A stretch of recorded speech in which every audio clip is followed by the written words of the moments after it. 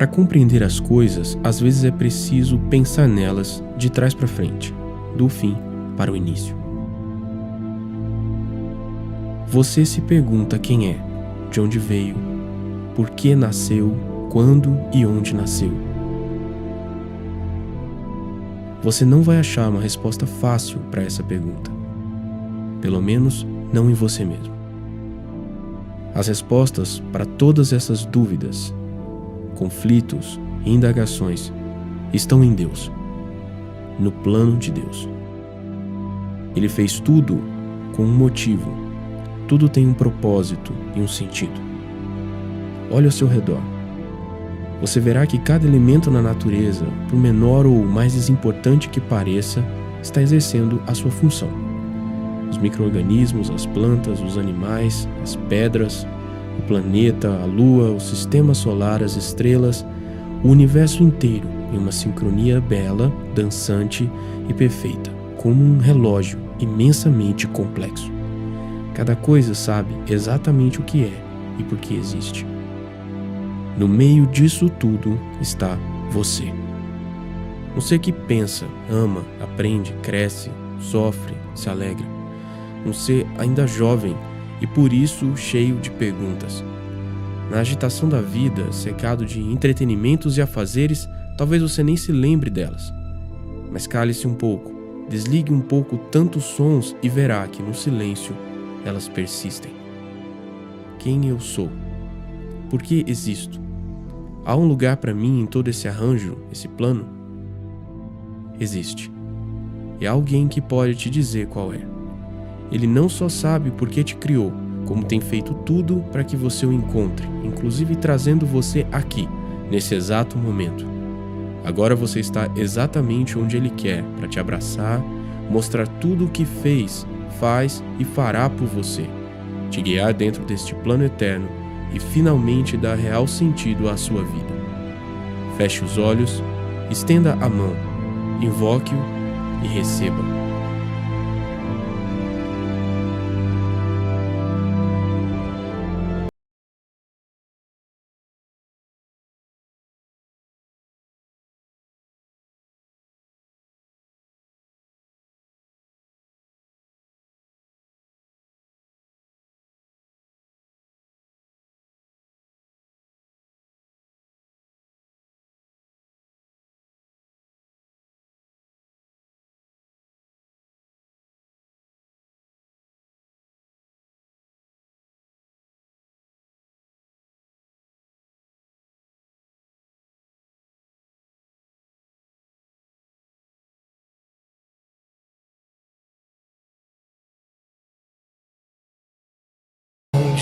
Diremos nós, só tu tens a vida eterna.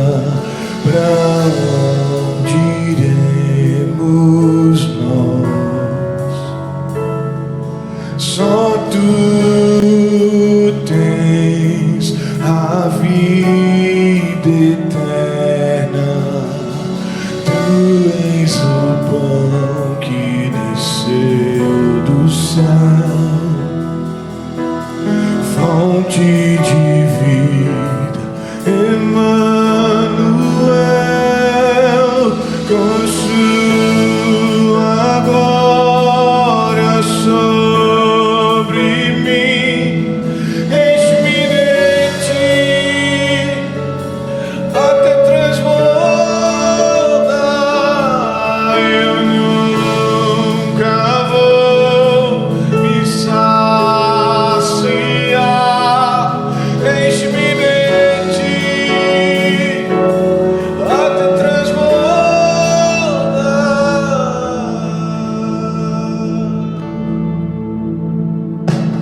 Tu és o pão que desceu do céu, fonte de vida, Emmanuel,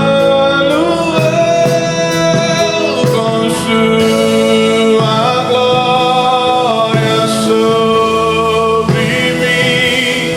Eis-me de ti,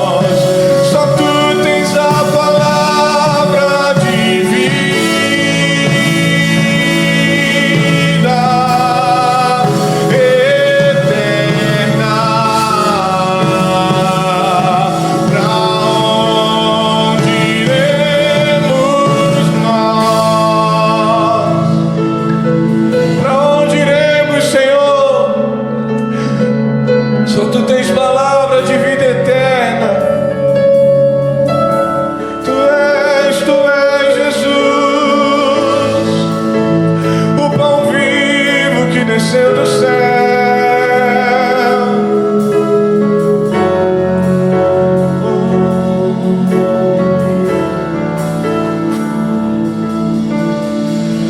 Tu és o pão do céu, o Deus Emanuel.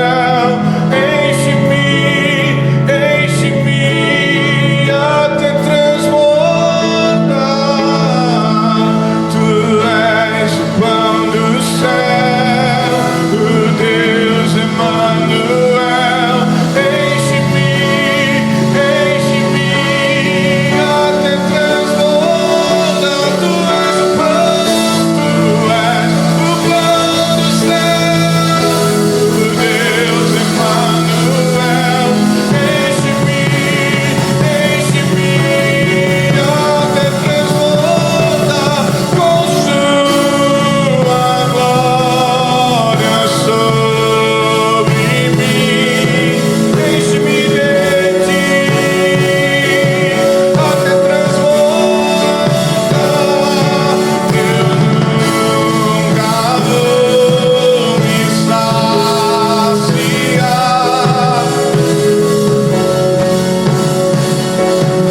Até transbordar. Diga pra onde nós iremos, pra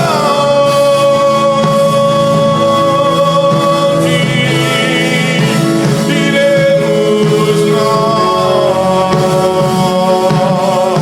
Só tu tens a palavra de vida eterna.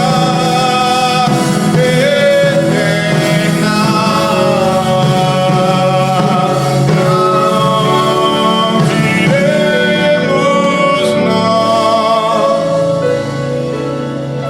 Aleluia, Jesus. Se coloque de pé, querido, por bondade, você que pode. Queria convidar você a adorar ao Senhor nessa noite.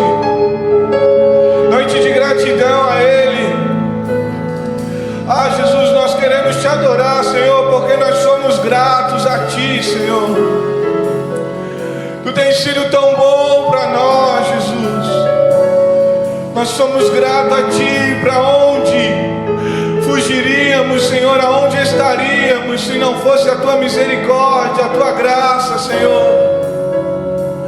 Só em Ti encontramos palavra de vida eterna. Só em Ti encontramos refúgio, refrigério para nossa alma, Senhor. Ah, Jesus, nós somos gratos a Ti. Vamos cantar isso a Ele. Pra onde ir? Pra onde ir? Você pode adorar a Ele. Só Tu tens a palavra.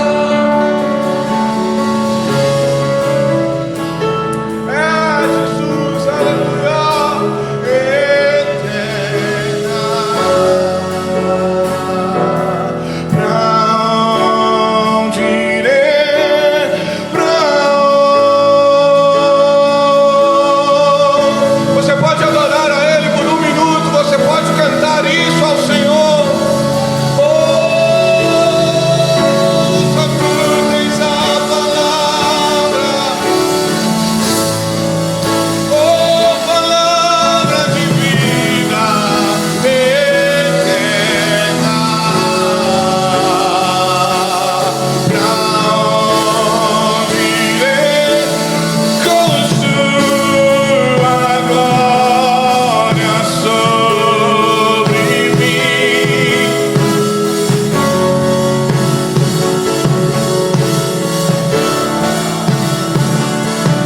Eu nunca vou me saciar. Enche-me de Ti até transbordar. A paz do Senhor, meus irmãos. Mais um congresso de missões. Que Deus abençoe a cada irmão aqui. Que Deus venha falar em cada coração. Já que nós estamos de pé, vamos fazer uma oração. Logo após o Jonas com outro louvor.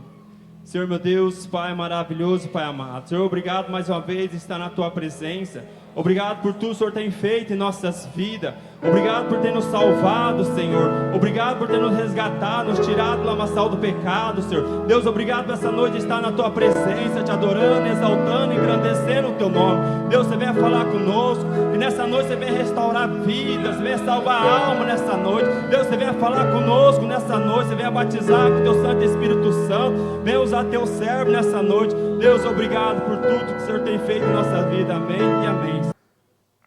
Saúde a todos com a paz do Senhor, amém? Vamos ler Romanos 10, 15.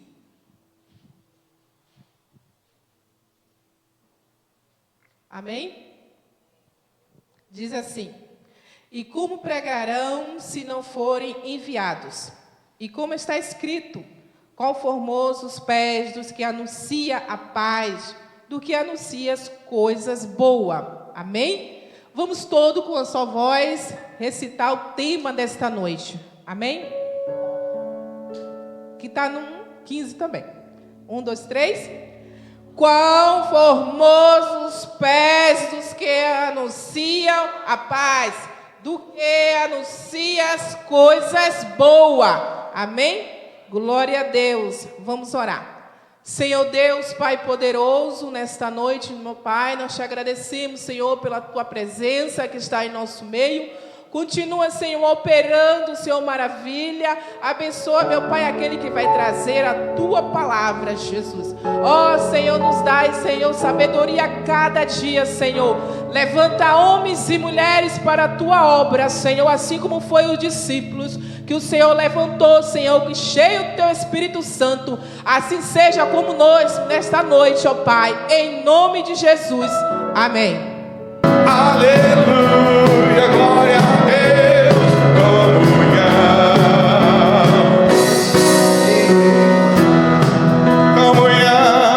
comunhão, vinho e pão.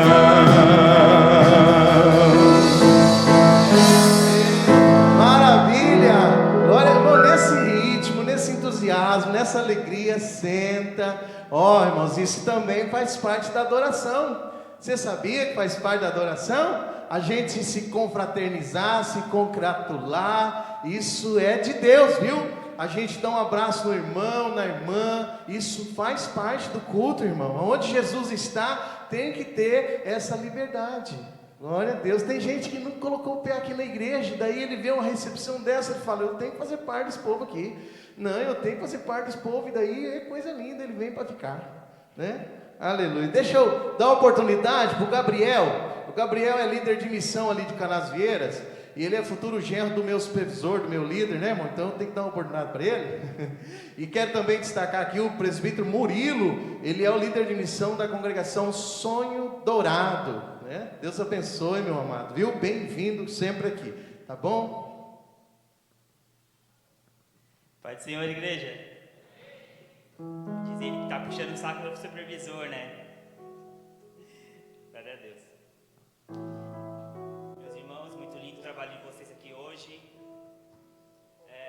Num sábado à noite tem tanta coisa que o mundo oferece, mas pra gente, somos crentes, somos cristãos, estamos aqui para adorar e agradecer a Deus. Trago um abraço do meu pastor da região, pastor Heraldo. Trago também um abraço do pastor Fábio, que ele é líder de missão aqui da região, mas tá com dengue, né? Não é fácil, tá mal em casa e tá complicado, né? A gente tem que se cuidar com isso. Mas para ser breve, meus irmãos, eu queria trazer só um versículo aqui para os irmãos, que se encontra em Mateus 5. Mateus 5, muito conhecido dos irmãos, né?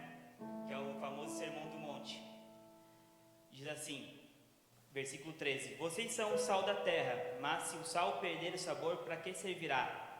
É possível torná-lo salgado outra vez? Será jogado fora e pisado pelos que passam, pois já não servem para nada. Vocês são a luz do mundo. É impossível esconder uma cidade construída no alto de um monte. Não faz sentido acender uma lâmpada e depois colocá-la sob um cesto. Pelo contrário, ela é colocada num pedestal, de onde ilumina todos que estão na casa.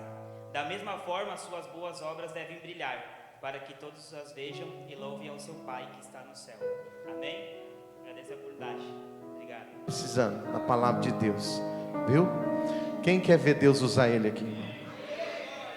Jesus usar ele, você não vai ficar bravo, não? Hein? Ele não conhece os irmãos aqui, é um outro que ele conhece aí, a Camila, Grieger, né?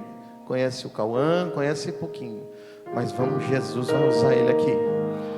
E eu vou falar para os irmãos, se Deus falar comigo, vir na frente, me humilhar, eu vou não vai me deixar menor nem maior, vai me deixar mais crente. Então se Jesus falar contigo, irmão, vem para frente, se humilha, chora mesmo, de borrar aquilo que ainda tem de maquiagem, chora na presença de Deus. Os irmãos de enxugar com a gravata as lágrimas. O choro alegra o coração de Deus, irmão.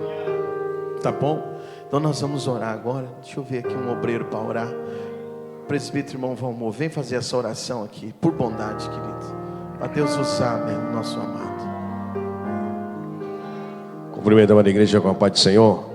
Soberano Deus, eterno Pai, nós te damos graças, Jesus, mais uma vez, de estar na sua presença. Aqui está seu filho, seu servo, estará ministrando a tua palavra. Creio, Jesus, que o Senhor já colocou em seu coração e usa ele poderosamente na tua mão, Senhor, nesta noite, e alimentando o teu povo com a palavra, com o alimento do céu. Assim te pedimos em nome de Jesus. Amém. Deus abençoe. Amém, graças a Deus. Queridos, sejam abençoados com a paz do Senhor. Amém. Tome o seu lugar, o seu assento, por gentileza. Meus queridos irmãos, que bênção poder estar aqui com vocês nessa noite, nessa oportunidade, poder servir a Deus e a igreja com a palavra do nosso Senhor Jesus e também participar deste evento, desse congresso, junto com os irmãos. E desde já, a minha gratidão à igreja, aos irmãos, por essa oportunidade de poder estar aqui com vocês. Pastor Anderson, obrigado pela liberdade da ministração. Deus abençoe o senhor, sua família. Irmã Gisele, está ali. Deus abençoe, querida, em nome de Jesus. Muito grato, tá? Por esse momento. Que Deus abençoe vocês e recompense. Eu quero fazer uma leitura com vocês da palavra de Deus, na carta de Paulo aos Romanos, capítulo 10. Nós vamos ler o versículo 14 e também o versículo 15. E depois nós iremos fazer uma outra leitura, tá? De Mateus capítulo 13, e aí sim uma leitura mais extensa. Primeiro, Romanos capítulo 10. Romanos capítulo 10, versículo 14 e também o versículo 15.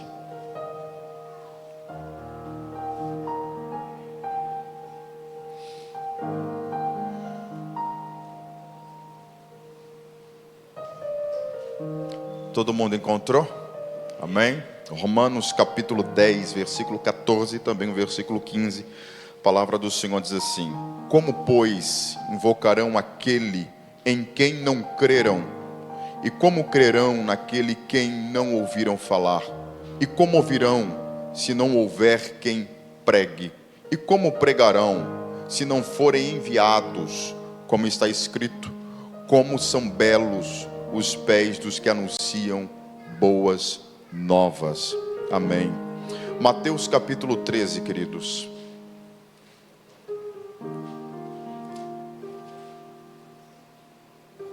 Também, irmão Felipe, irmão Esther, Deus abençoe vocês. Obrigado pela recepção de vocês, tá, queridos? Pela forma carinhosa que vocês nos receberam. Mateus capítulo 13. Nós vamos ler aí sim esse texto um pouco mais extenso, tá? Do versículo 1 e vamos ver até onde a gente chega aqui. Mateus capítulo 13, versículo 1.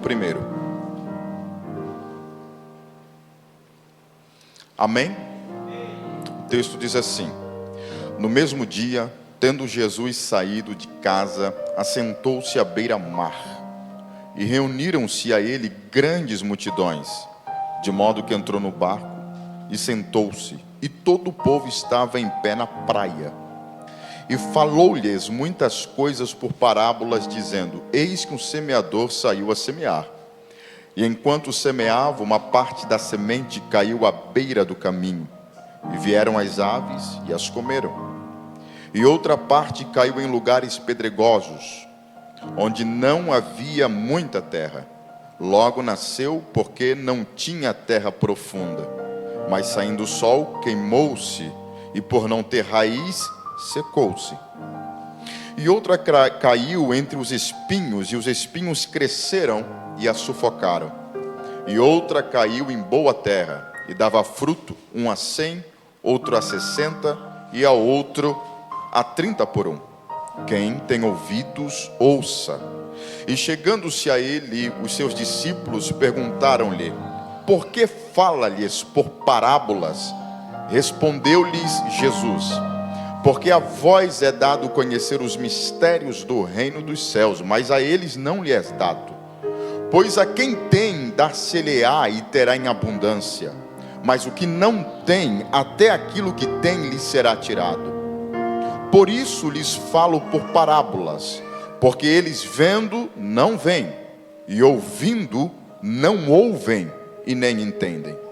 E nele se cumpre a profecia de Isaías que diz: ouvindo ouvireis e de maneira alguma entendereis, e vendo vereis e de maneira alguma percebereis, porque o coração deste povo se endureceu, e com os ouvidos ouviram tardiamente, e fecharam os olhos, para que não vejam com os olhos, nem ouçam com os ouvidos, nem entendam com o coração, e não se convertam, e eu não os cure.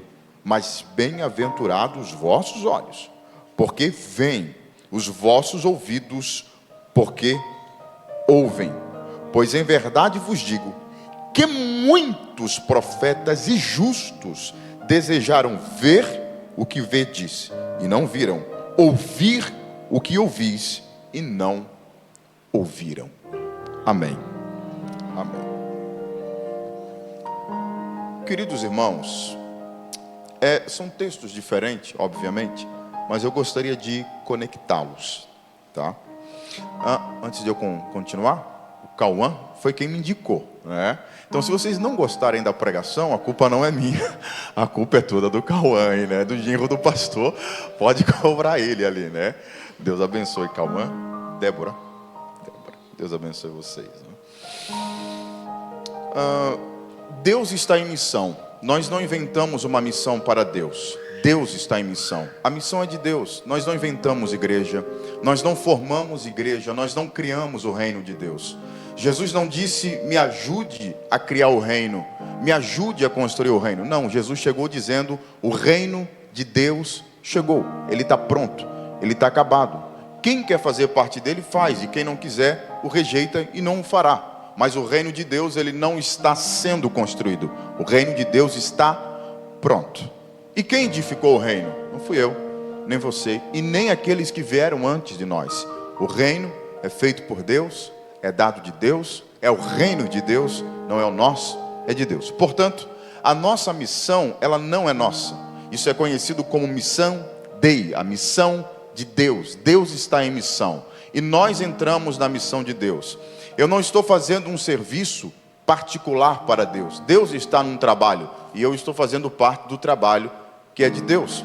A história é um bonde que está andando, e ele não para mim me ajeitar. Eu é que tenho que encontrar o meu lugar naquilo que já está acontecendo, porque antes de mim, Deus já está trabalhando. A carta de Paulo aos Efésios, Paulo diz que o Cordeiro de Deus está morto desde a fundação do mundo. Na carta de João, na carta de Apocalipse, João fala que o Cordeiro de Deus que está morto antes da fundação do mundo, antes que houvesse alguém para trabalhar para Deus, Deus já estava trabalhando em nosso favor. Então Deus está em missão, e nós estamos entrando na missão de Deus. Amém? Amém? Deus está em missão, e nós estamos entrando na missão de Deus. O que Deus faz é chamar pessoas para cooperar, para trabalhar com Ele naquilo que Ele está fazendo. Mas é Deus que está em missão, e nós que estamos entrando na missão dEle. Desde o início foi assim. Quando a humanidade se afastou de Deus, né, Deus foi chamando homens para se aproximar novamente da humanidade. Deus fez isso com Noé, Deus fez isso com Abel, Deus fez isso com alguns homens, né?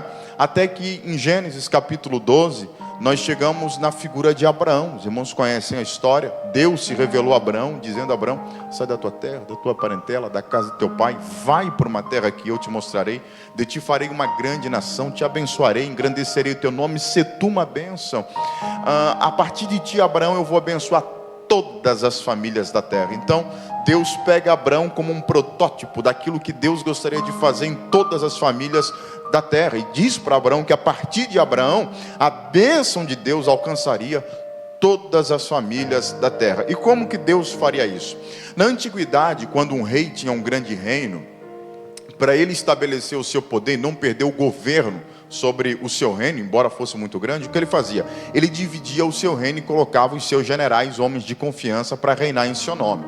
Mas para que as pessoas soubessem quem era o rei, ele colocava imagens dele, né? Ele fazia lá uma construção de imagem, de pedra, de gesso, algum tipo de material, construía uma imagem dele, e embaixo dessa imagem tinha lá um tipo de um tablet com uma mensagem, com o nome do rei, de que família que ele veio, as conquistas que ele teve, para que quem chegasse naquela região soubesse quem era o rei, a partir da imagem dele naquele gesso, naquela pedra. As divindades faziam a mesma coisa. Você tinha um templo central, pequenos templos espalhados pelo reino onde aquela divindade era adorada, e tinha a imagem daquela divindade para que as pessoas pudessem prestar o seu culto diante daquela imagem, e todos soubessem quem era o Deus daquela região, né? A divindade que era adorada naquela região.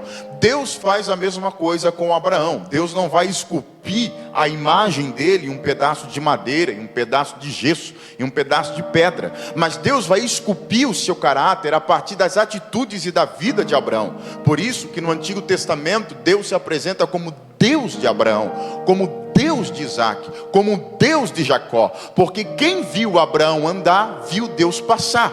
Quem olha para Abraão, encontra em Abraão um CPF divino, um RG divino. O Abraão é assim porque o Deus dele é assim. A lei que Deus dá a Israel é a mesma coisa, vocês sabem disso, né? É Abraão, Isaac, Jacó com 12 filhos, José que vai para o Egito, depois vão 70 dos descendentes de Abraão para o Egito, e depois a Bíblia começa em Êxodo já 430 anos depois, com milhares de judeus, de descendentes de Abraão no Egito. Deus usando Moisés, tirando eles de lá, levando eles para o deserto, até a terra prometida. Deus dá a lei, e depois que eles estão estabelecidos na terra prometida, vocês sabem que Israel peca contra Deus.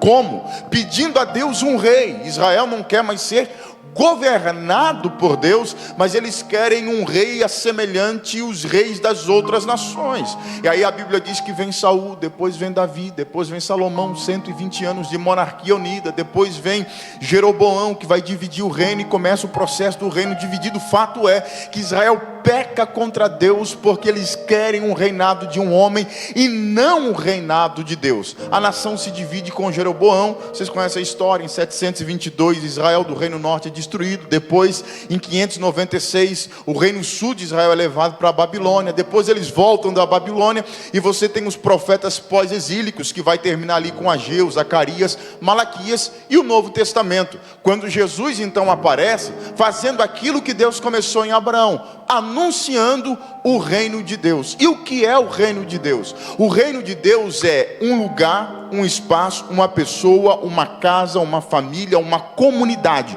uma igreja, onde Cristo impera o seu senhorio, e quem passa observa o testemunho de como é um homem, uma família, uma comunidade, um grupo, uma sociedade, onde Jesus Cristo é o Senhor. Como funciona a forma de negociar, de falar, de andar, de vestir, de comprar, de se alimentar, a forma como eles são. Como funciona uma comunidade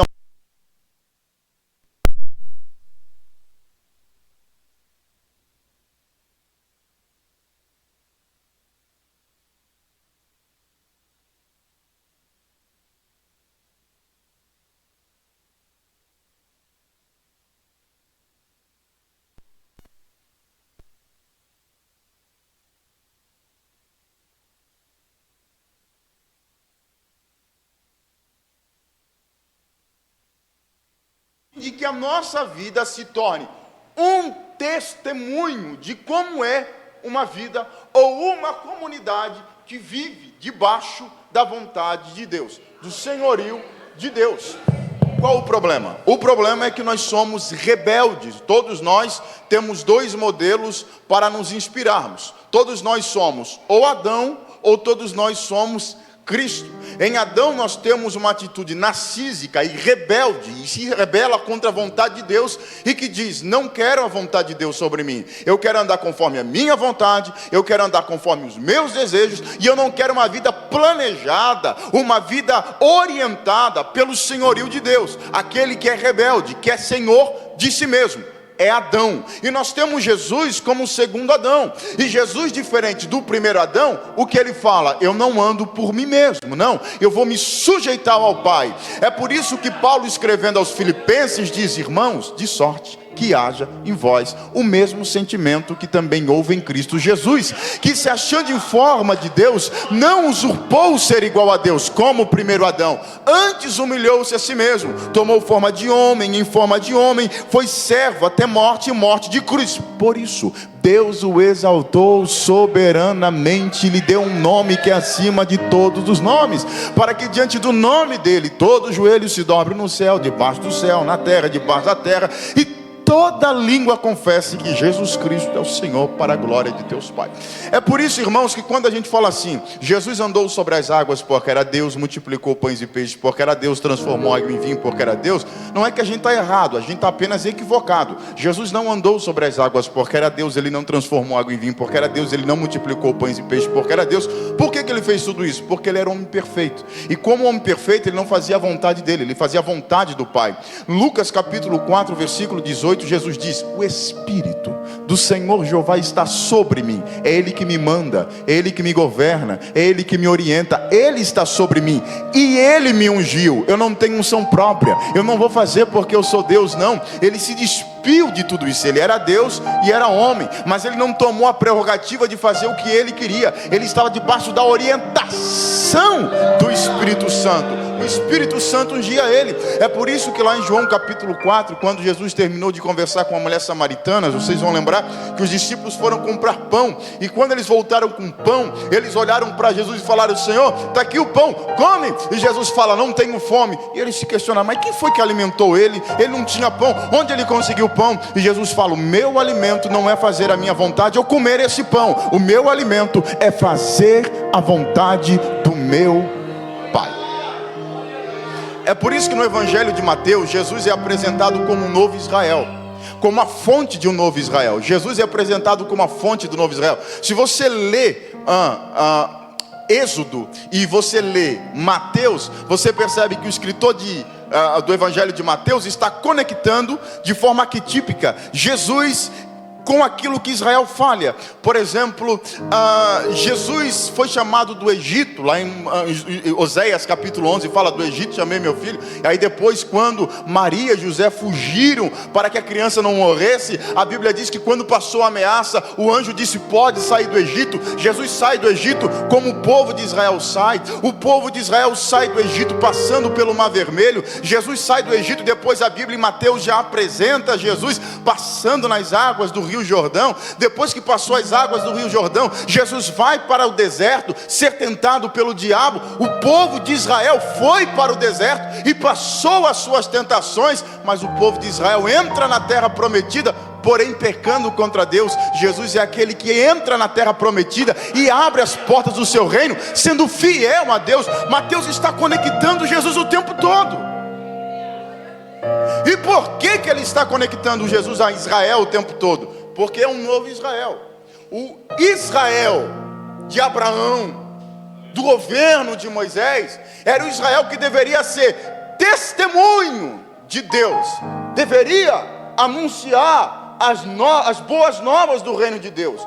Quando você lê Romanos capítulo 10, Paulo está fazendo um tratado do povo de Israel. E o que ele fala em Romanos? Ele está mostrando até o capítulo 10 como Israel falhou em anunciar as boas novas de Deus.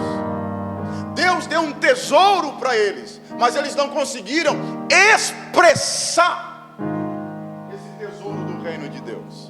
E por isso esse tesouro do reino de Deus foi tirado de Israel, posto sobre o ministério de Jesus e foi dado à igreja, para que nós pudéssemos anunciar aquilo que Israel não conseguiu fazer. Até aqui, amém?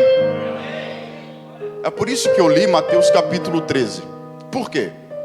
Porque Israel estava diante de uma dádiva de Deus, que era anunciar Mas Mateus capítulo 3 mostra essa dificuldade de Israel em anunciar essa mensagem de Deus, e ser esse espelho de Deus, de receber essa escultura de Deus para que fosse testemunha ocular, visível, da vontade de Deus. E Mateus capítulo 13 nos retrata exatamente isso. Ora, o que fala Mateus capítulo 13? Nós conhecemos bem, né?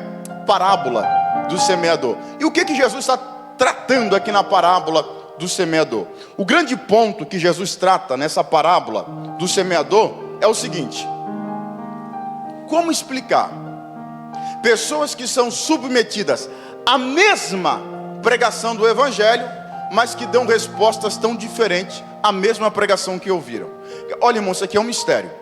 Porque como que pessoas dentro de um mesmo culto é o seguinte: uma chora, se aquebranta, se derrama, parece que Deus está diante dela, e a outra permanece insensível à voz de Deus. A mesma pregação, a mesma unção, o mesmo espírito, o mesmo ambiente. Uma parece que viu Deus, e a outra parece que está em qualquer outro lugar.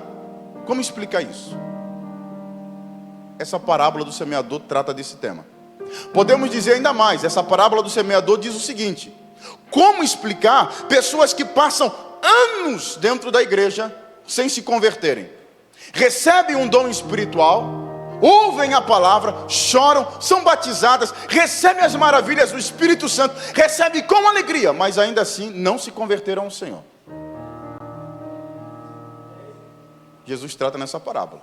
Quer dizer, esse segundo ponto nós podemos dizer que é a mesma coisa que Israel. Recebeu o dom de Deus, o tesouro do Senhor, mas ainda não se converteu numa testemunha de Deus.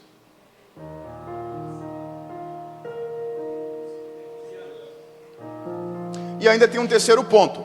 Por que pessoas na mesma jornada de fé, imagina pessoas aqui que servem a Deus desde criança, e elas se conhecem desde criança, na mesma jornada de fé, parece que umas multiplicam na presença de Deus 100 e as outras 30.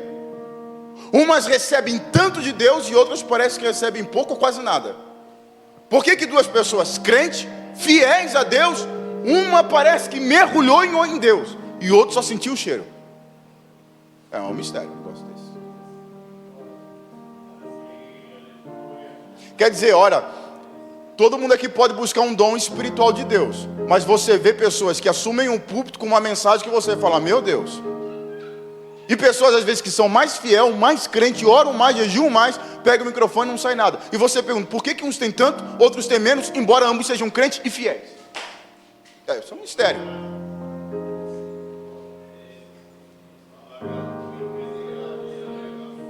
Vocês me entendem? Jesus conta a parábola do semeador.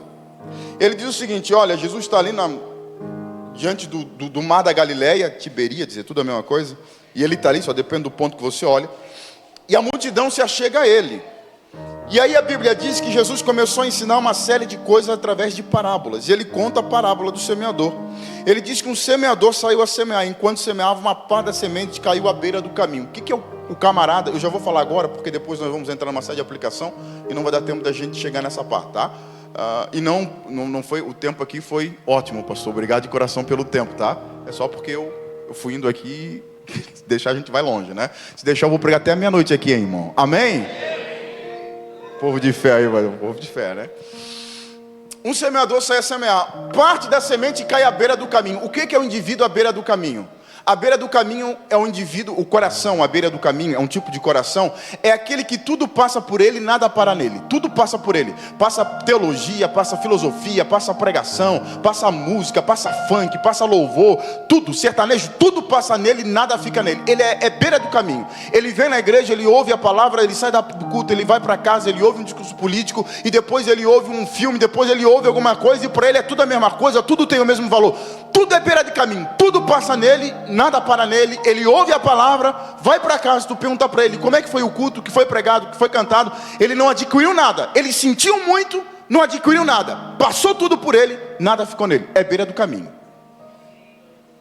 Então, olha, irmão, se você como crente ouve a palavra de Deus como ouve um discurso político, você é beira do caminho, tudo passa, nada fica.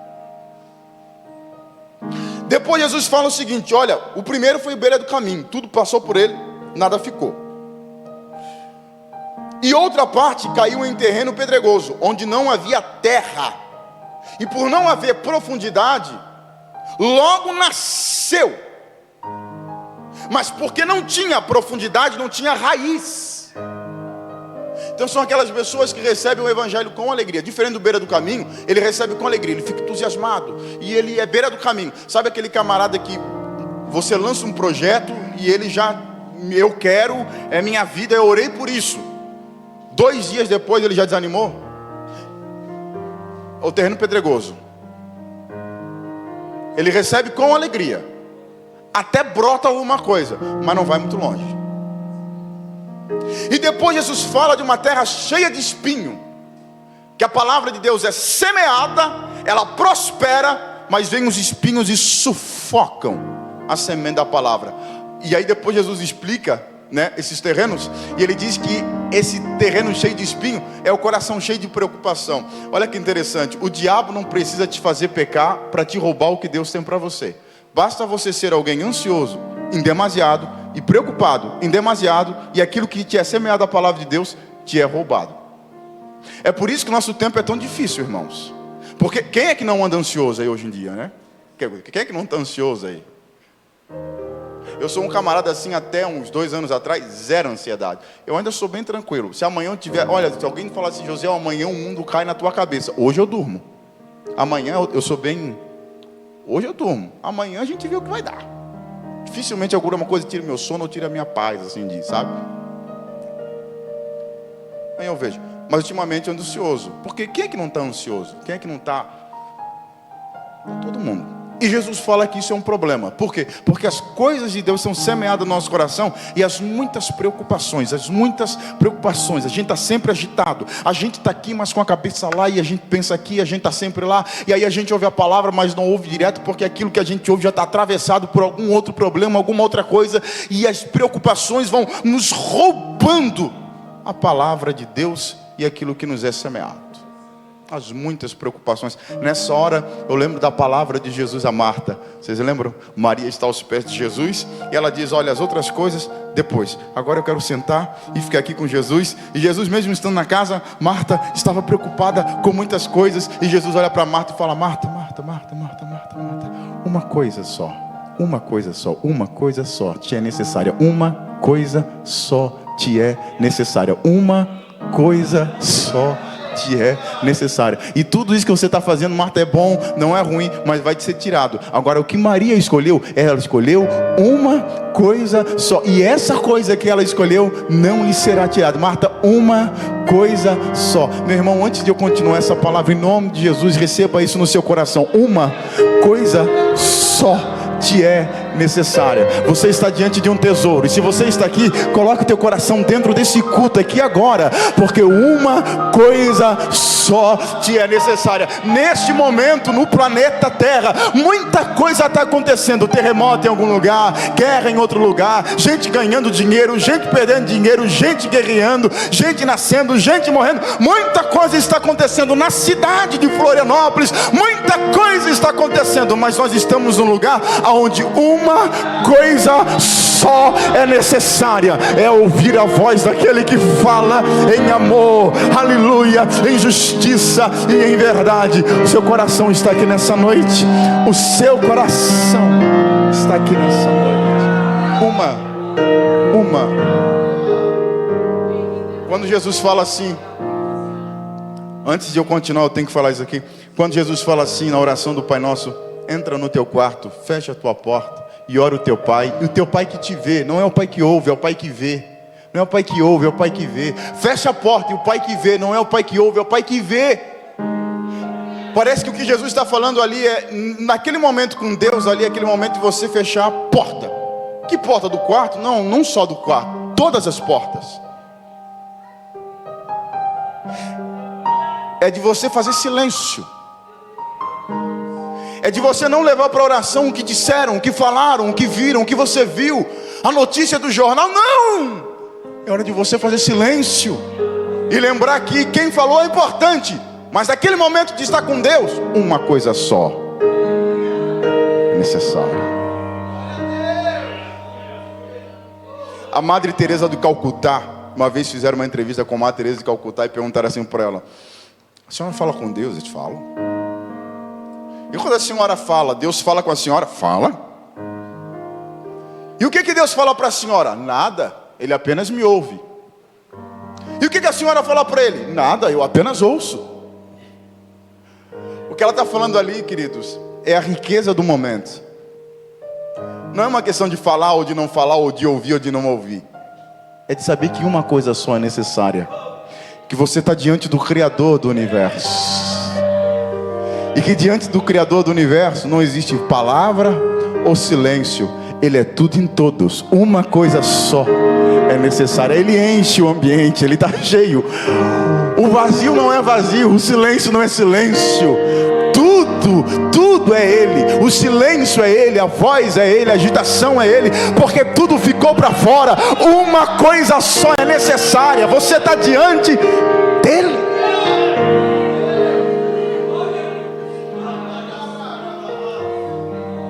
Beira do caminho, terreno pedregoso, cheio de espinho. E depois Jesus fala das sementes que caem em boa terra. E caindo em boa terra, ela vai prosperando, e ela dá frutos a 30, 60 e 100 por um. Jesus terminou de falar a parábola e disse: quem tem ouvidos para ouvir, ouça. Os discípulos chegaram para Jesus, aí parece que a multidão já foi embora. E os discípulos chegam para Jesus e falam assim: Senhor, o que o Senhor fala por parábola? A gente não consegue entender nada quando o Senhor fala por parábola. O que é isso aí que o Senhor está falando? E Jesus vai explicar a parábola do semeador. E quando Jesus vai explicar a parábola do semeador, ele diz o seguinte: olha, eu falo por parábolas, porque eles vendo, não veem, eles não enxergam, eles não compreendem. Ele fala isso, olha o que ele fala no versículo 11: falo por parábola, porque a vós é dado conhecer os mistérios do reino dos céus, mas a eles não é dado conhecer. Irmãos, aqui isso aqui é uma riqueza. Por que pessoas dão respostas tão diferentes ao reino de Deus? Jesus fala: porque a uns é dado conhecer os mistérios do reino de Deus, e a outros não. Isso quer dizer o seguinte: o evangelho, ele é um mistério. O reino de Deus é um mistério que você não tira o valor dele, você não entende ele pela faculdade humana, você entende ele através de uma revelação do Espírito Santo de Deus. A Bíblia diz que é o Espírito de Deus que convence o homem, é ele que convence. Olha, irmãos, o pregador pode ser sábio, inteligente, ele pode até tocar as emoções da pessoa. Se o Espírito Santo não convenceu o coração do indivíduo que aquilo que ele está ouvindo é a verdade de Deus, nada está feito. É por isso que o milagre da pregação não está só na boca de quem fala, mas também no ouvido de quem ouve. Irmão Josiel, então quer dizer que Deus escolhe uns para entender a mensagem, outros não? Não, Deus quer que todos entendam. E porque uns entendem e outros não? Jesus depois vai explicar o porquê. Por causa do endurecimento do coração de cada um. Ele diz mais, olha o que ele fala no versículo 12: pois ao que tem o quê? O entendimento da palavra. O que tem, dar-se-lhe-á e terá em abundância. Mas o que não tem, até aquilo que tem, lhe será tirado. Jesus está fazendo aqui um raio-x da nação de Israel. E Jesus fala o seguinte: olha, no povo de Deus tem gente que ouve e tem gente que não ouve. E isso acontece por quê? Por causa do coração de cada um. E digo mais: aquele que tem, dar-se-lhe-á e terá em abundância. Tem o quê? Ele tem a revelação. E como ele tem a revelação de que Jesus Cristo é o Senhor, e que não há outro caminho, porque Ele é o caminho, a verdade e a vida, e que fora dele não existe água capaz de saciar a sede da nossa alma, e que Ele é a vida que nós estamos buscando, e que Ele é o caminho de volta para Deus. Aquele que tem a revelação, ele vai buscar mais revelação, e quanto mais revelação ele buscar, mais ele vai ter. Aquele que tem, dar-se-lhe-á e ele terá em abundância. Ele vai ter mais revelação, ele vai ter mais do Espírito Santo, ele vai ter mais da unção de Deus, ele vai ter mais do poder de Deus, ele vai ter mais do conhecimento de Deus. E aquele que não tem, até aquilo que tem lhe será tirado. O que Israel não tinha, que fez com que aquilo que eles tinham fossem tirado deles? A oportunidade de receber a revelação de que Jesus Cristo é o Senhor. eles tinham uma oportunidade de conhecer a Deus. Mas como eles não deram uma resposta positiva ao mistério, Deus tirou deles esse mistério. Irmãos, isso é aquilo que os puritanos chamavam do duro juízo de Deus. O que é o duro juízo de Deus? É quando Deus olha para o indivíduo e fala assim: tu não quer? Não, eu não quero. Beleza, então vai. O C.S. Lewis diz que existem dois tipos de pessoas: aquelas que dizem para Deus, seja feita a tua vontade, e aquelas para as quais Deus fala, seja feita a tua vontade. O céu pertence àqueles que dizem para Deus, seja feita a tua vontade, e o inferno pertence àqueles que Deus fala, seja feita a tua vontade. Eu vou falar uma coisa aqui para vocês. A gente sempre pensou que o inferno é um Deus irado, né? Que Deus fez lá um lago de fogo para as pessoas ficarem queimando aquelas pessoas que não gostaram dele. Ó, irmão, sei quem faz isso aí é Hitler, é o demônio. Deus não faz isso não. Deus é um indivíduo muito bem resolvido. Sabe o que é o inferno? O inferno é prova do amor, do caráter e do cavalheirismo de Deus. Sabe o que é o inferno, meu irmão? É Deus respeitando a opinião, a opção do indivíduo. É Deus falando: você não quer ver sem mim? Não quer ver comigo? Não, não quero. Então beleza, pode ir. Aí ele te envia profeta, te envia pastor, envia gente para orar por você, para chamar você, e vem, vem, vem. E você fala: não quero, não quero, não quero, não quero, não quero. Aí Deus fala: olha, já cansei, acabou. Não quer mesmo? Não quero. Então beleza, vai. Não é Deus irado com você não, meu irmão. O que é o inferno? É o sofrimento eterno que Deus vai infligir às pessoas? Não, as pessoas sofrerão, porque Deus é vida, e o inferno é o estado de morte permanente. Não é a água dizendo para o peixe: eu gosto de pular fora de mim, eu vou te matar. Não, é a água sendo realista: fora de mim tu não vive, tu morre.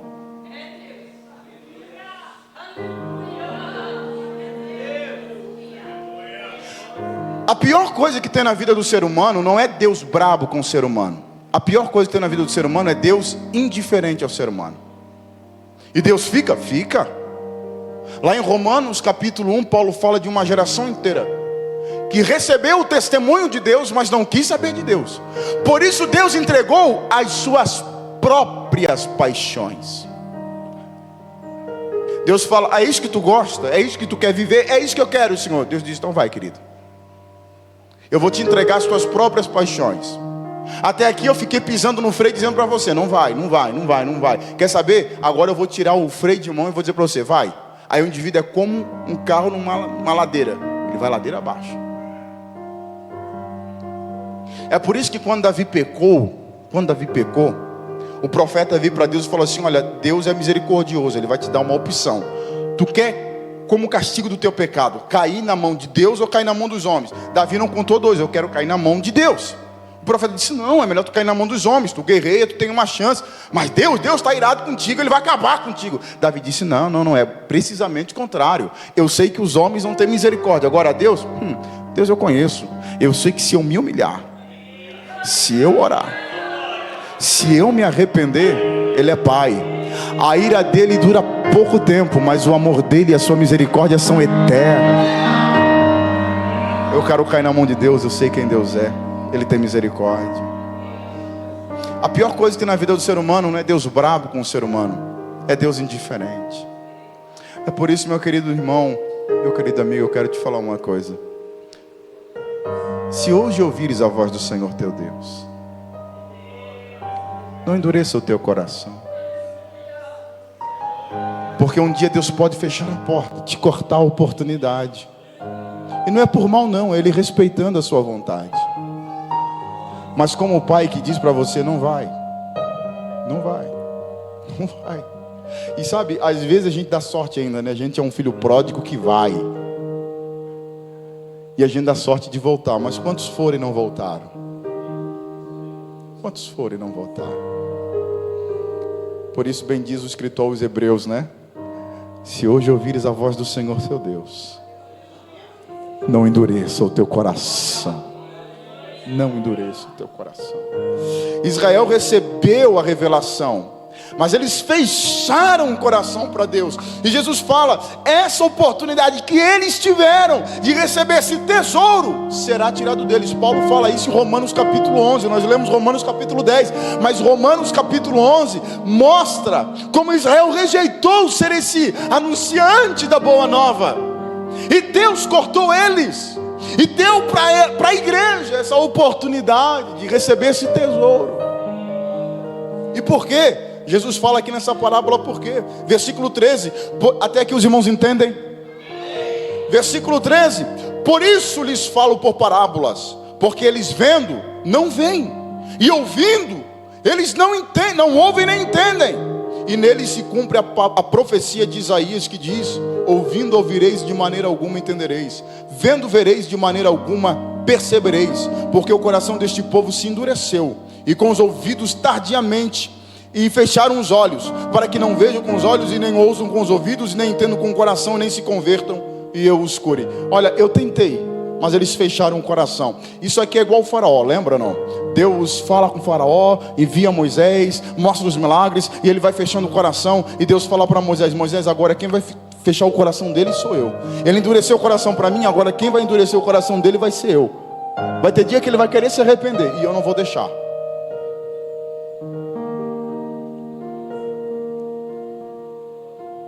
Porque ele fechou o coração dele para mim. A mesma coisa acontece com o povo de Israel.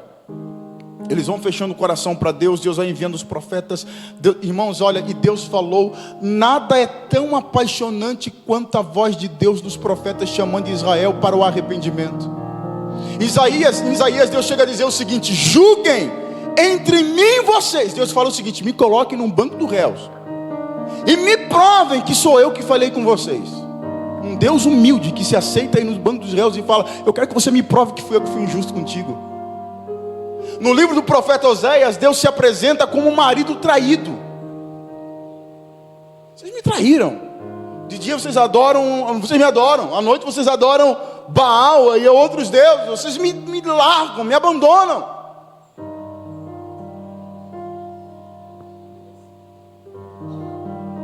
É um Deus passional que sofre com o povo, porque o povo não quer cumprir a sua aliança com Ele. E Jesus fala que por causa dessa dureza do coração, Deus cortou deles a oportunidade. Versículo 16, Jesus olha para os seus discípulos e fala: mas bem-aventurados são os vossos olhos, porque veem, os vossos ouvidos, porque ouvem. Olha, irmãos, que coisa interessante, né? A Bíblia, principalmente Apocalipse, sempre fala isso, né? Quem tem ouvidos para ouvir, ouça. Quem tem ouvidos para ouvir, ouça. Quem tem ouvidos para ouvir, ouça. O povo tem ouvido, mas não ouve. Então ouvir, enxergar é diferente de ver. Tem gente que vê, mas não discerne. Quando eu era criança, tinha um rapaz na escola chamado Magno. Ele era cego, não enxergava. E o Magno, ele era extremamente inteligente. Mas o rapaz era muito inteligente, muito inteligente. E a gente ficava assim intrigado, porque ele era muito inteligente. Ele se destacava, diferente de todo mundo assim, ele se destacava muito, muito mesmo. Ele era muito inteligente. Eu acho que bem por ali, claro que não com essas palavras, mas bem por ali eu já comecei a entender o seguinte: enxergar não é ver. Nem todo mundo que vê enxerga. Enxergar é discernir. Tem gente que vê bem, ele vê, ele olha, ele vê, mas ele não discerne nada daquilo que ele vê. Tem gente que está no culto e não discerne nada. Ele vê tudo, ele vê o movimento, ele vê, mas não discerne nada daquilo que ele viu. Eles estavam diante de Jesus, viam o milagre, não discerniam, era o Filho de Deus. Já Bartimeu, ainda cego, fala: eu sei quem ele é, eu discerno. Jesus, filho de Davi, eu sei quem tu és. Tenhas misericórdia de mim. Discerniu, enxergou muito antes de ver. Jesus fala o seguinte: olha, bem-aventurados são vocês. Se tu ouve, se tu vê, se o teu coração sente, então você é um bem-aventurado. Você está diante de um tesouro, meu irmão. Você está diante de uma riqueza, porque você vê aquilo que muita gente queria ver, mas não vê. Você ouve aquilo que muita gente queria ouvir e não ouve. Você sente coisas que as pessoas gostariam de sentir, mas não sentem. Deus te deu olhos para ver. Deus te deu ouvidos. E Deus te deu um coração. Isso é, você está diante de um tesouro de Deus, diante de uma riqueza de Deus. Contudo, o que o Evangelho nos mostra, e o que Jesus mostra nessa passagem, é que nós precisamos dar uma resposta positiva a esse tesouro que nós recebemos, a essa maravilha que nós recebemos da parte de Deus. todos nós, e por isso que a Bíblia diz que aquele que mais é dado, mais é cobrado, todos nós temos que dar uma resposta positiva aos mistérios de Deus. Queridos, eu já vou encerrandinho aqui, mas ouça com atenção o que eu vou lhe dizer.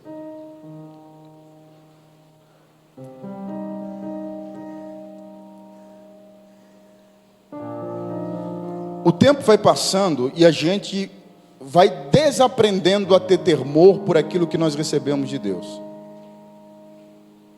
A gente vai perdendo o temor da preciosidade da igreja, da preciosidade do evangelho. Quando o texto fala que formosos os pés, bem-aventurados os pés, felizes os pés daqueles que anunciam, não é o pé, é o tesouro que se encontra no coração. O pé revela o coração.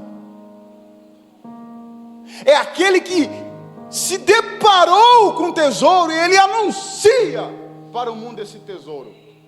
O problema é quando a gente perde a alegria e o encanto do tesouro que a gente recebeu. Aí a gente se envolve mais com o baú do que com o tesouro. O baú é a igreja. O baú é o pregador. O baú é o louvor. O tesouro é Jesus. E o tempo vai passando e a gente tem a tendência a perder o temor da presença e do tesouro que é Jesus. Na vida nós servimos a Deus por amor e por temor. Amor e temor. Agora, veja bem, querido. Isso é como um paraquedista, vai soltar de paraquedas, né? Se você for soltar de paraquedas, vão te dar 2 paraquedas. Um, primeiro, que todo mundo espera que funcione, e um segundo de emergência, que se não funcionar o primeiro, o segundo tem que funcionar. O primeiro pode falhar, mas o segundo não pode, porque se o segundo falhar, como diz meu filho, vai de Americanas, vai de F, vai morrer, já era. Não pode falhar. Com Deus é a mesma coisa, nós servimos por amor e por temor. O amor vai falhar. Irmão, assim, ó, não tenha dúvida, o teu amor por Deus vai falhar. E não adianta tu olhar para mim, não, irmão, olha, eu aceitei Jesus, amo Jesus, e nunca teve um tempo que eu não me senti desanimado. Irmão, o pastor não pode falar, mas eu não sou pastor, eu posso. É mentira. Todo mundo, em algum momento, a gente olha e fala, olha, por provação, por luta, desânimo, alguma coisa, a gente, e é normal, vai falhar. Em algum momento você vai desanimar. Elias desanimou, disse, Deus, olha, eu não quero mais saber da tua obra não, esse negócio aqui. O Jeremias falou para Deus, disse, tua obra só me traz prejuízo, eu não quero mais saber do teu nome.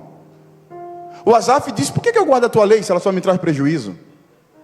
Os profetas, Abacuque, todo mundo falhou, tu não vai? Até o Paulo, escrevendo a sua segunda carta aos Coríntios, diz, irmãos, eu não quero que vocês ignorem a tamanha tempestade que veio sobre nós na Ásia, ao ponto que até da vida eu desanimei. Esse negócio de obra de Deus não é fácil não, diz Paulo. Tu não. O teu amor vai falhar. Agora ouça, irmão. Ainda que o teu amor falhe, o que não pode falhar? O temor.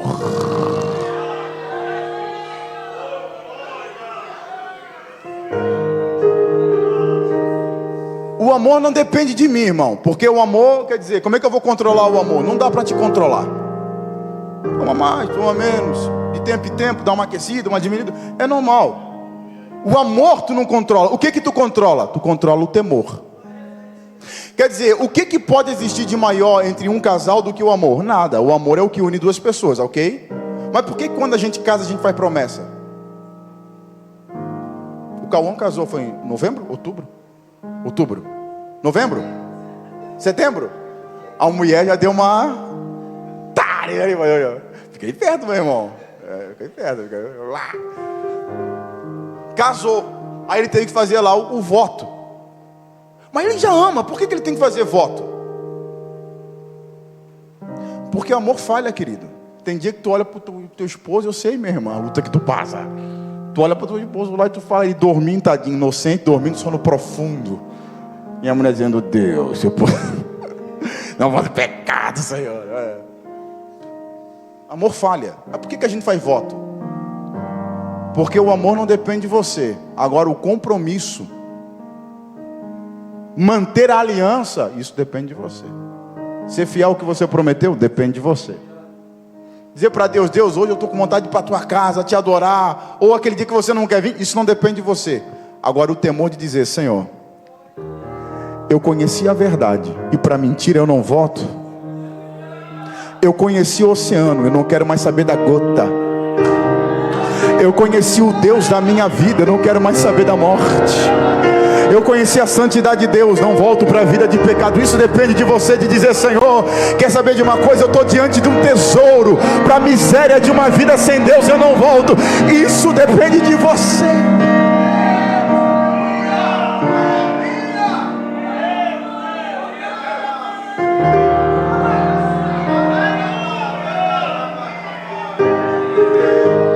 Talvez o teu temor tenha ido embora e até o teu amor tenha esfriado, mas há um renovo de Deus aqui nessa noite para o nosso coração.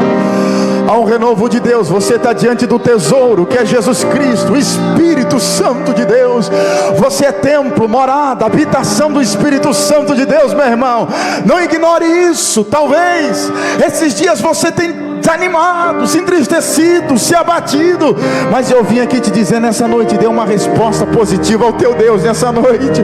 Dê uma resposta positiva a esse Deus que está construindo o reino dele no teu coração nessa noite, porque você está diante de um tesouro. Você é portador de um tesouro.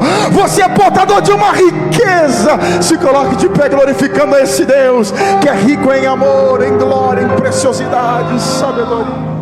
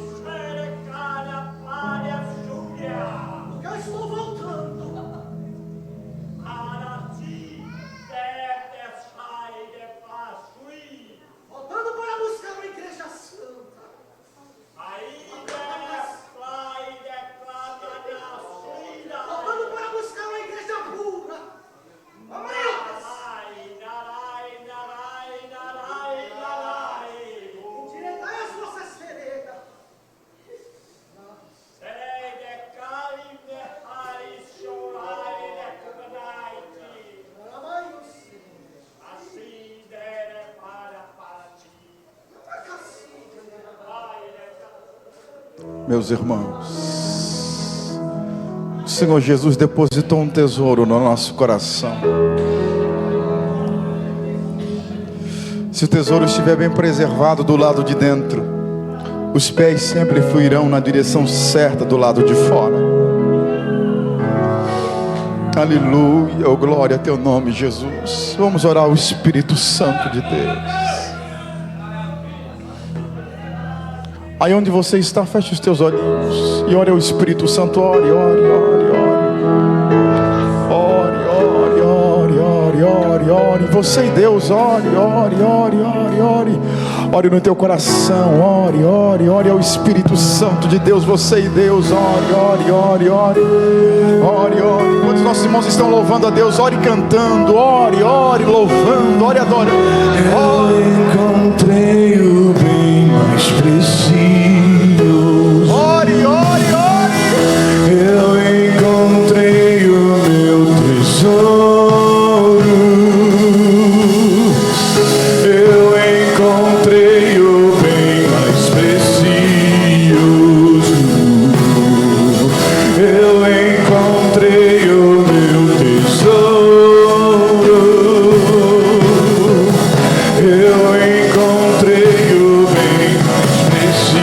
Só quem já encontrou esse tesouro, enche essa casa de adoração a Ele. Está aos teus pés e disseste: a ela essa é a boa parte, que nunca será tirada, como Maria, que estava aos teus pés e disseste: a ela essa é a boa parte,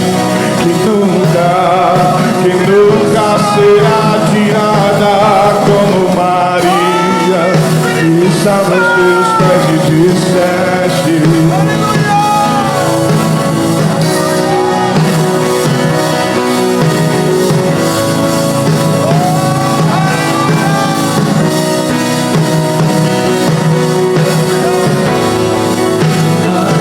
Essa é a boa parte, que nunca será tirada. Eu encontrei o meu tesouro. Já encontrou esse tesouro, aleluia. Enche essa casa de adoração para Ele. Eu encontrei o bem mais precioso. Eu encontrei o meu tesouro. Eu encontrei o bem mais precioso. Eu encontrei o meu Espírito Santo, tesouro. onde houver um coração aqui, Senhor, que se encheu nessa noite dessa alegria, desse tesouro, dessa riqueza, Espírito Santo, nós te pedimos, Deus, vai fortalecendo as paredes do ânimo, Espírito Santo. Aonde tem desânimo, vai enchendo de ânimo, Senhor. Aquele que o amor se esfriou, renova esse amor. Aquele que a aliança se quebrou, renova essa aliança. Aquele que a promessa se perdeu, renova essa promessa, Espírito Santo. Oh Deus poderoso, renova esse coração, renova essa fé, renova esse amor, renova essa esperança, renova esse crente nessa noite, com a tua graça, com o teu poder. Receba, meu irmão, sobre a tua vida, a graça do Espírito Santo.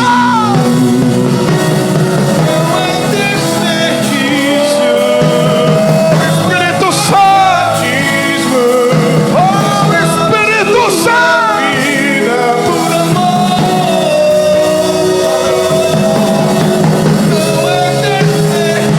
oh Espírito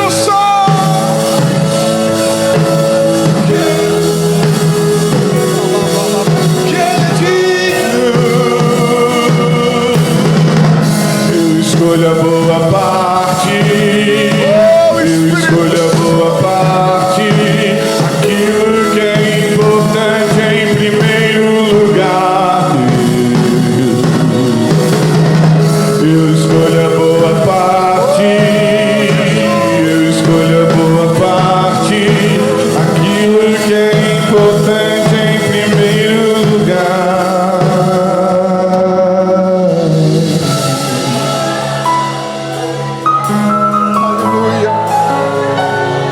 Meus irmãos, eu gostaria de perguntar se tem alguém aqui nessa noite, no nosso meio, que gostaria de aceitar a Jesus, entregar sua vida para o Senhor, voltar para a igreja. Nós queremos orar por você. Temos alguém para aceitar a Jesus? Se tiver, venha na frente do altar. Você que gostaria de aceitar a Jesus, entregar sua vida para o Senhor, essa igreja quer orar por você. Você que quer reconciliar com Cristo, reconciliar com a igreja, Jesus te ama. E Ele te trouxe aqui nessa noite para mudar a tua vida e a tua história. Onde está você para aceitar a Jesus? Entregar sua vida para o Senhor. Venha correndo. Jesus te ama. E essa igreja quer orar por você. Temos alguém para aceitar a Jesus? Entregar sua vida para o Senhor. Reconciliar com Cristo. É noite oportuna de salvação. Temos alguém? Temos alguém? Não temos ninguém? Que o Espírito Santo abençoe teu coração. Que Ele abençoe a tua vida. Quem é que pode aplaudir a Jesus? Encher essa casa de adoração, aplaudindo a Jesus porque Ele é bom. Isso, aplaude a Ele, glorifica a Ele, porque Ele é bom, Ele é santo, Ele é justo, Ele é maravilhoso. Deus abençoe teu coração. Em nome de Jesus. Obrigado, meu pastor.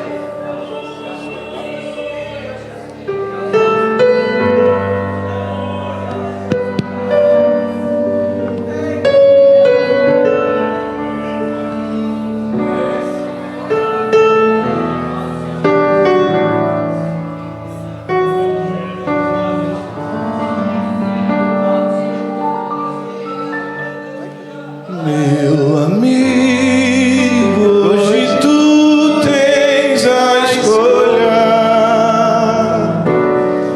vida ou morte, qual vais aceitar? Amanhã pode ser muito tarde. Hoje Cristo te quer libertar. Meu amigo, hoje tu tens a escolha, vida ou morte, qual vais aceitar? Amanhã pode ser muito tarde. Hoje Cristo te quer libertar. Tu procuras a paz neste mundo, em prazeres que passam e vão, mas na última hora da vida eles não mais te satisfarão.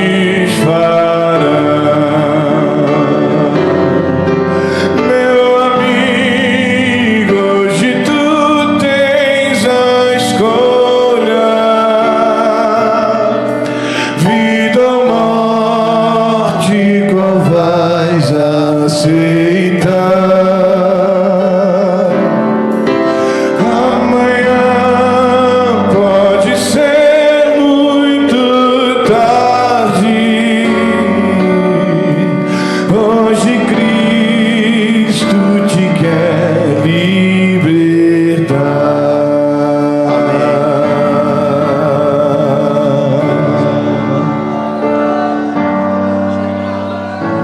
Meus irmãos, nós vamos encerrar o culto.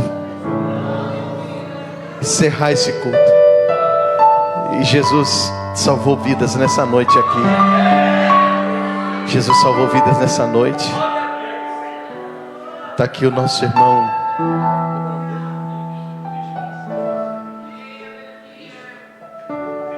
Christian. Tem que falar em espanhol. Meu espanhol não é tão fluente assim, né? Se tiver algum irmão aí que fala espanhol, a Karina, entende? Está entregando a vida para Jesus.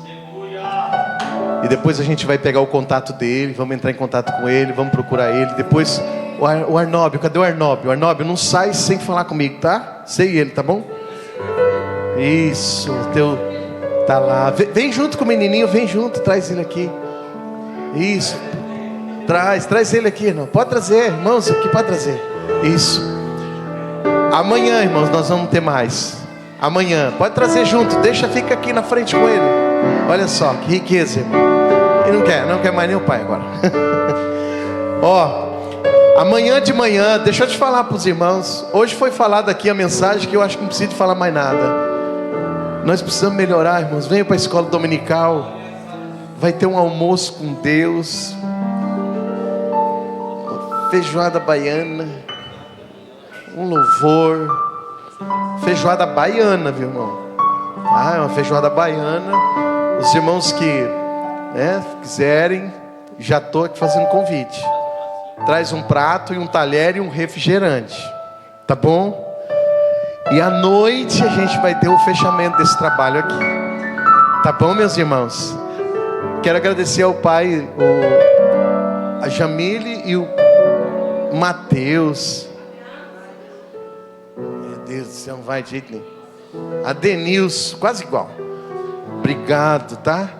De coração, vem mais vez. Vem, não deixa de vir ver nós não. Tá bom? Agradecer ao Murilo, obrigado. Quero agradecer aqui o nosso irmão Gabriel e também ao Isaac. Agradeça o pastor lá por mim, por favor, agradeça. Vai vir também. Aí, eu tô crente abençoado, irmão. Eita glória. Mas agradeça lá o teu sogro, por bondade, tá? Já estou profetizando, nem casou ainda. Agradeço os irmãos que contribuíram de coração. Irmãos, não tenha pressa para sair, sai devagar. Aproveita esse momento com os nossos irmãos. Aproveita. Estou vendo a Carmelita lá. Olha só, que joia preciosa, né? Que bênção. Irmão, amanhã faz o voto de trazer mais um convidado, irmão. Fala assim, olha, o pastor não é bonito não, mas ele é gente boa. Faz isso. O teu convidado, eu vou tratar ele bem. Eu vou cuidar dele bem. Se precisar, eu fico com a bacia de água e a toalha aqui no ombro para lavar o pé dele. Você vê como é que eu vou tratar bem. Tá bom? Tá bom? Tá bom, Adenilson? Tá bom, Jamile? Vem mesmo, vem. Tá certo? Glória a Jesus. Então vamos agradecer. Obrigado pessoal da banda, da mídia. Obrigado pessoal aí, Moisés, o Marinaldo, a irmã Shirley e a irmã Luciene, que são os líderes de missões, tá bom? Faz assim com a mão. Vamos orar pelo Cristo. Vem aqui, Cristo. Nós vamos orar por você. Vem cá. Vamos orar. Vamos orar por ele e terminamos. Senhor nosso Deus, em nome de Jesus, eu oro nesse momento pela vida, Senhor, do Cristo. Ele veio aqui ouvir a Tua palavra, Senhor. Ele veio com o filhinho. Oh Deus, que o Senhor guarde ele de todo mal, de todo perigo. Não deixa que nada de mal aconteça com ele, Jesus. É uma alma preciosíssima, preciosíssima. E eu creio que o Espírito Santo vai trabalhar na vida dele. É a minha oração, meu Pai. E que ele possa trazer mais pessoas, em nome de Jesus. Agradeço pela igreja, agradeço, Senhor, em nome de Jesus. Amém. Josiel, meu amigo, obrigado, tá? Obrigado, Suzana, obrigado, Davi. Amanhã tem mais, né, irmão? Faz assim com a mão agora. Vai devagarzinho, não tenha pressa para sair. Os irmãos sabem, né? Que o grande amor de Deus, a graça do Senhor Jesus e a consolação do Espírito Santo esteja com toda a igreja. E nós dizemos amém. Deus abençoe a todos. Deus abençoe.